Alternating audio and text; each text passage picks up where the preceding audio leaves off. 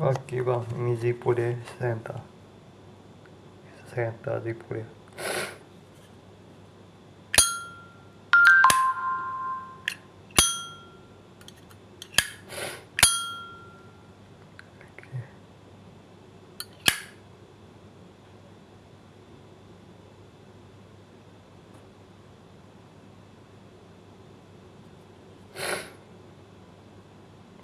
Kotak dah.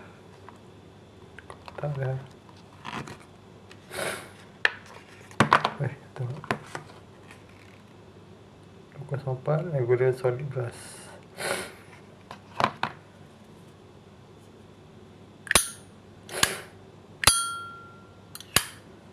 Tengok